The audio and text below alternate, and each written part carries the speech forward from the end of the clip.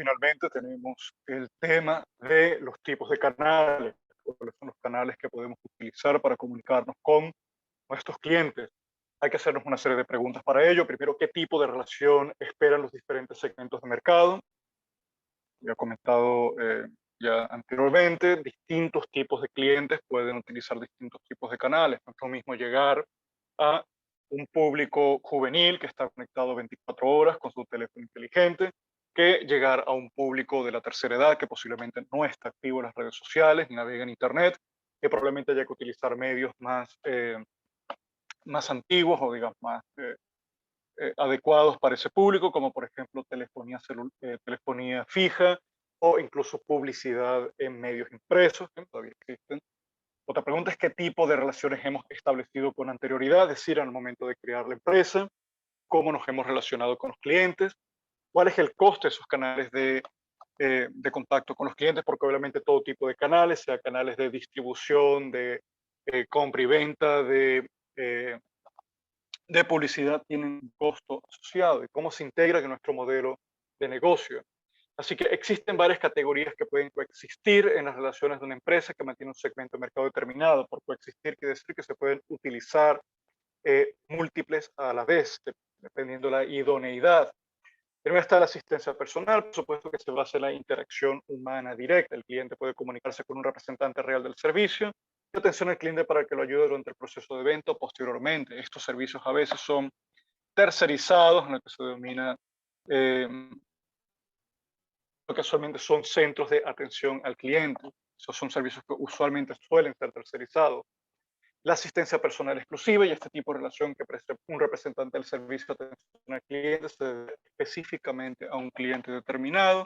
Podemos llamarlo atención VIP. Esto suele ser también muy típico de de las cajas de inversión, los fondos de inversión, por ejemplo, ya destinados a clientes adinerados y por ende cada cliente adinerado, entonces cada cliente que representa, digamos, una considerable cantidad de inversión al fondo de inversiones, pues recibe una atención personalizada digamos, de un experto en el área que lo atiende personalmente, un trato VIP.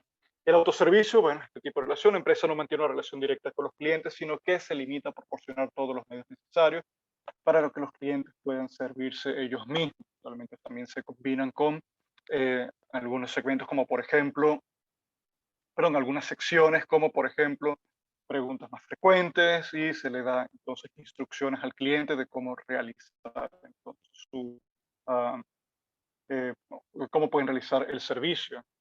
Por ejemplo, muchos sistemas de pago automatizados realmente son autoservicios, en el sentido que los clientes se les otorgan información de cómo realizar las transferencias sin necesidad de la intervención de un tercero.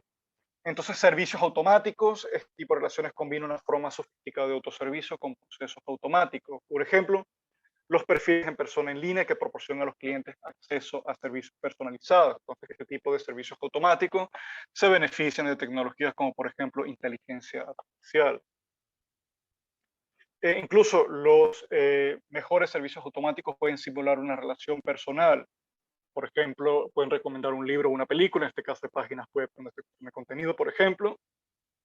Los servicios automáticos reconocen a los diferentes clientes y sus características para ofrecer la información relativa a pedidos o transacciones. Para ello se necesita un sistema de registro de información y utilización de inteligencia artificial. Este tipo de servicios automáticos pueden resultar bastante sofisticados y lo utilizan algunas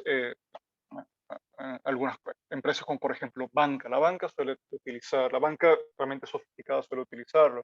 Otro muy interesante son comunidades y es muy frecuente que las empresas empiecen a construir comunidades en torno a sus productos para profundizar la relación con el cliente, posibles clientes y facilitar contactos entre miembros de la comunidad. La idea de crear una comunidad es una forma también de fidelizar y también es una forma de crear una suerte de mística alrededor del producto.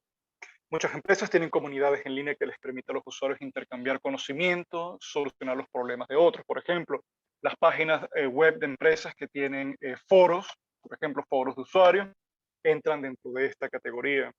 La creación colectiva, hay muchas empresas que van más allá de las relaciones tradicionales y recurren a la colaboración con los clientes para crear valor. Por ejemplo, Amazon.com invita a los clientes a que escriban comentarios, creando así valor para otros amantes de los libros. Es decir, por ejemplo, cuando escriben comentarios, esos comentarios suelen ser una suerte de crítica o de revisión del libro, y eso lo que hace es entonces crear contenido que permite a los clientes tomar decisiones en torno a si quieren leer o no un libro. Y este es contenido y esta es información que está siendo creada entonces por los usuarios y no por la empresa directamente. Así que hay una suerte de elemento también colaborativo en estas relaciones. Otras empresas animan a los clientes a que colaboren en el diseño de productos nuevos, innovadores, y otras, como YouTube, piden a los clientes que creen contenido para el consumo público. En este caso, YouTube, por ejemplo, eh, hasta la creación de YouTube Originals, realmente no creaba contenido como tal, sino que simplemente se dedicaba a crear una plataforma para que los usuarios sean los que creen el contenido. En ese sentido ha sido bastante exitosa. Podemos hablar también de las fuentes de ingreso. Y en las fuentes de ingreso hablamos de los distintos flujos de caja que genera la empresa para los diferentes segmentos de mercado. Y distintos segmentos de mercado pueden generar distinto volumen de beneficio. Por ejemplo, qué valores están dispuestos a pagar nuestros clientes, por qué pagan actualmente, cómo les gustaría pagar, cuánto reportan las diferentes fuentes de ingresos al total del ingreso. Son algunas de las preguntas que tenemos que eh, plantearnos a la hora de desarrollar entonces ese flujo de ingresos, ese flujo de capital. Por ejemplo, existen varias formas de generar fuentes de ingresos.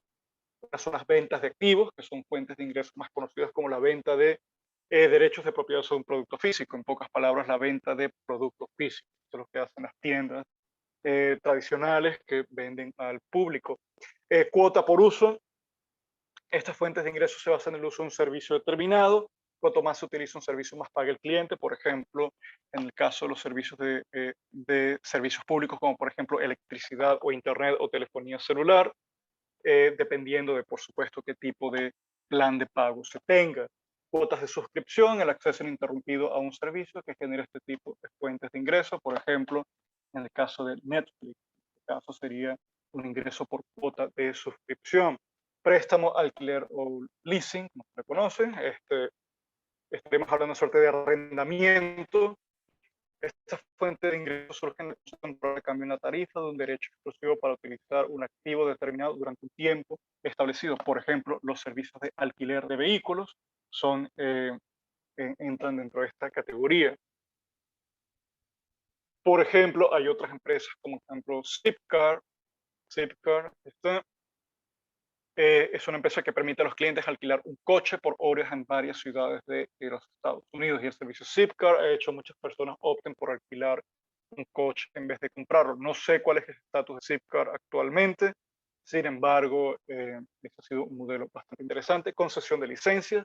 La concesión de permiso para utilizar una propiedad intelectual a cambio de pago de una licencia también representa una fuente de ingresos. Esto, por cierto, está incluido dentro de los servicios de franquicia. Por ejemplo, en el caso de la franquicia, el contrato de franquicia incluye también una concesión para la utilización de logotipos, imágenes de marcas reconocidas. Por ejemplo, en el caso de McDonald's, la reconocida cadena de supermercados de restaurantes de comida rápida. En ese caso, entonces, el contrato de franquicia incluye también la utilización del nombre McDonald's y, por supuesto, de logotipos, iconos y demás elementos de la imagen corporativa de McDonald's. Así que ese es el método de concesión de licencia. Gastos de corretaje. Los gastos de corretaje se derivan de los servicios de intermediación realizados en nombre de dos o más partes. Por ejemplo, en el caso de los servicios de corretaje inmobiliario, contratamos a un agente inmobiliario para que éste se encargue de hacer, digamos, de buscar, por ejemplo, una propiedad que nos interese alquilar o comprar, y por ende, entonces en esos gastos de corretaje, pagamos por ese servicio de intermediación que realiza el agente corredor de bienes raíces. Por ejemplo, los proveedores de tarjetas de crédito reciben un porcentaje por cada transacción de venta realizada por un cliente en un comercio que acepta pago con esa tarjeta. Eso también se considera como un gasto por corretaje.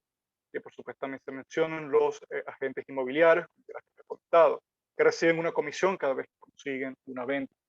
Publicidad es una fuente de ingresos resultado de las cuotas por publicidad de un producto, servicio o una marca determinada. Esta, por cierto, es la principal fuente de ingreso de Google. Google financia sobre todo por la publicidad. Se ha notado cuando realizan la búsqueda en Google y de repente hay una búsqueda, eh, te aparece de primera y es una búsqueda que ha sido publicitada por Google, o mejor dicho, alguien, una empresa, ha pagado para que a la hora de utilizar el buscador, su empresa aparezca entonces de primera, dependiendo de los términos de búsqueda. Entonces, esa es una de las principales fuentes, si no la principal fuente de ingresos de Google.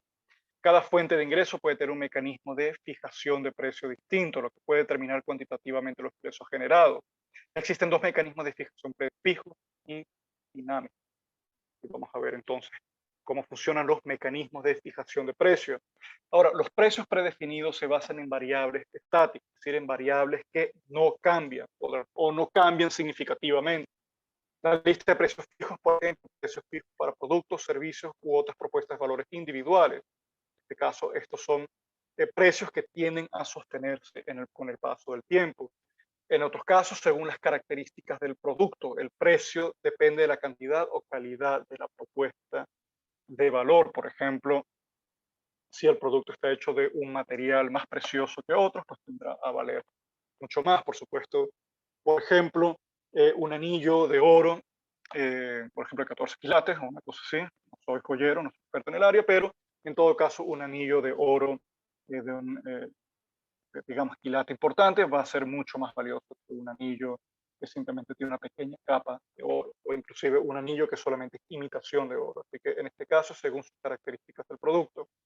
Según el segmento de mercado, el precio depende del tipo y características del segmento de mercado y, por supuesto, del tipo de cliente. Una cosa es vender, por ejemplo, un vehículo de lujo a un segmento de mercado de lujo donde los clientes están dispuestos a pagar un premium, es decir, están dispuestos a pagar más por un vehículo de altas prestaciones y además que tenga eh, un cierto elemento de prestigio social, de reconocimiento de la marca, en comparación, por ejemplo, de vehículos económicos, como puede ser el caso de un Chevrolet Aveo, por ejemplo, de un Hyundai Accent, que estaba más bien diseñado para ser económico y para el mercado de masas. Entonces, en ese caso, los vehículos para el mercado de masas no tienen márgenes de ganancia muy pequeños y la empresa gana por volumen. En el caso de segmentos de mercado de lujo, pues la empresa puede darse el lujo de cobrar más, cobrar un premium por un producto de gran calidad y de lujo, y por ende los márgenes de ganancia son mayores. De hecho, Apple tiene unos grandes márgenes de ganancia gracias precisamente a la venta de productos que atienden a un segmento de mercado un poco más exclusivo y aspiracional que, digamos, la venta de computadores promedio de marcas como, por ejemplo, Toshiba o Sony Vaio, etc. Según el volumen, el precio depende de la cantidad adquirida. Esto, por cierto, suele ser el modo típico de la compra de commodities. Commodities son productos, por ejemplo, materia prima indiferenciada, por ejemplo, petróleo, gas natural, madera, bauxita, etcétera, se consideran commodities. Y por ende el precio puede depender de la cantidad adquirida. Pero en este caso, según volumen, nos podemos referir también, por ejemplo, a grandes pedidos. Muchas empresas que venden o mayoristas, por ejemplo, pueden reducir el precio por unidad de producto que se vende. Acá, si la orden de compra es mayor, es por esto que, por ejemplo, si se hace una orden de compra de 100 productos, por ejemplo, de 100 relojes digitales, el precio va a ser mayor que, por ejemplo, si se lo ordena, si se pone un pedido de 10.000 relojes. En este caso, si se va a hacer un pedido mucho mayor de 10.000 relojes, hay un margen de maniobra, de negociación para reducir el costo por unidad. Entonces, por ejemplo, tiendas como Walmart o Costco, o Macro, por ejemplo, lo que hacen es comprar por grandes volúmenes y eso les permite poder reducir también el costo por unidad y por ende vender más económico a sus clientes en comparación de supermercados o bodegones más pequeños que como tienen que comprar menor stock, tienen que vender, que les va a salir más costoso y deben venderlo a mayor precio. Los precios también pueden ser dinámicos. Los precios cambian según la función del mercado, en este caso por negociación y en este caso depende también de la edad que tenga tanto el comprador y el vendedor para poder negociar un precio que sea aceptable. La gestión de la rentabilidad, el precio depende del inventario y del momento de compra. Suele utilizarse en recursos perecederos como habitaciones de hotel o plazas de avión. Por ejemplo, una habitación de hotel resulta, digamos, más o menos costosa dependiendo de primero, de qué tan disponibles estén. Por ejemplo, si hay muchas habitaciones de hoteles disponibles, pues el precio tiende a ser menor. Si hay menos habitaciones de hotel disponibles, mucha demanda, entonces el precio puede resultar mayor, igual con las plazas de aviones. Inclusive hasta el momento de la compra puede resultar también clave, ya que comprar un boleto de avión con 2 semanas de antelación resulta más económico que comprarlo el mismo día. Mercado en tiempo real se establece dinámicamente la oferta y demanda. De hecho, lo que acabo de comentar más bien entra dentro del mercado en tiempo real. Igualmente, esto también sucede mucho con el precio de las acciones en el mercado bursátil, es decir, que en función de la oferta y demanda, el precio de una acción puede subir o bajar y esto se aplica igualmente para otros productos físicos, para productos físicos. Así que en la medida que hay una mayor oferta de un producto, eh, hay una menor, digamos, hay una menor demanda porque la demanda está siendo satisfecha, pero en la medida que se reduce la oferta del producto, hay una gran demanda, entonces el producto se vuelve cada vez más costoso. Disculpen. Y finalmente, subastas. El precio se determina en una licitación. El modelo de subastas también es muy típico, por ejemplo, en la venta de segunda mano de vehículos, a veces se suelen vender en subastas. Con esto vamos entonces a concluir esta primera parte. Analizaremos entonces el resto de los componentes del lienzo Canvas en la siguiente sesión.